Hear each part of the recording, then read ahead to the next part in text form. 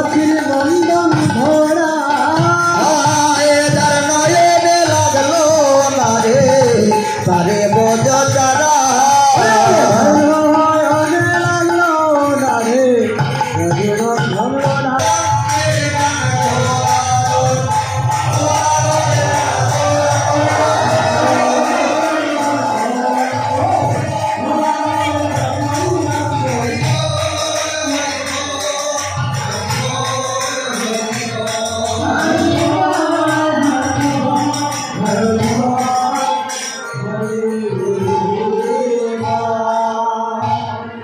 সর্বমণ্ডলী গৌর গণাধরের মিলনের সঙ্গে সঙ্গে গৌর ভক্তবৃন্দের মিলন করেছে।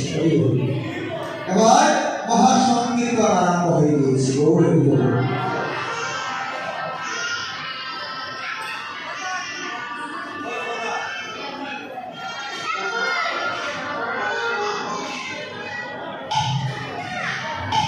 সর্বমণ্ডলী এই যে বাবা শ্রীবাস সম্মান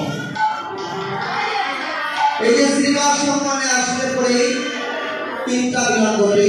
একটা হচ্ছে ভক্ত ভগবানের মিলন, আরেকটা হচ্ছে রাধা গোবিন্দের মিলন। যেখানে সাদায় গানের বসে গিয়েছে, যেখানে ভক্ত সাধুগুরু বৈষ্ণবের আগমন, সেই স্থান হয়ে যায় নববৃন্দাবন, আর সেই স্থান হয়ে যায় শ্রীবাস আজ কৃষ্ণ ভক্ত সঙ্গে দাদারা এই যে সাদের বাজার শ্রীবাস সম্মানের আয়োজন করেছে। এই যে কৃষ্ণ ভক্ত সঙ্গে দাদারা আজ সাধুগুরু বৈষ্ণবের চরণ ধরে আজ তারা গায়ে মাত্র হইব, তারা বড় ভাগ্যবান। আমার গোবিন্দ বলেছেন কি যে আমার এই শ্রীবাস সম্মানে এসে ভক্তগণ যদি নয়নজল তারা সেই যজ্ঞকে পরিপূর্ণ করতে পারে, তার যেদিন জীবনের লীলা সাঙ্গ হয়ে যাবে,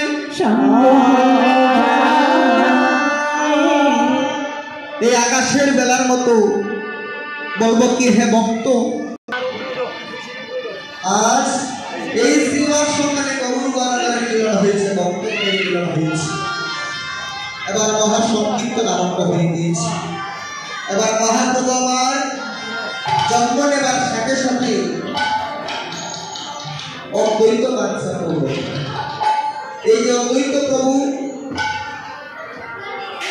উনি যে মহা সুনামগঞ্জ জেলা তাহিরপুর থানায় কুবের পণ্ডিতের ঔরস দেবাজিদের মহাদেব অদ্বৈত প্রভু, উনি সেই গৌরকে একমাত্র তুলসী আর গঙ্গার জল দ্বারা নিবেদন করে তিনি এই জলদানে পরিপূর্ণ করেছেন।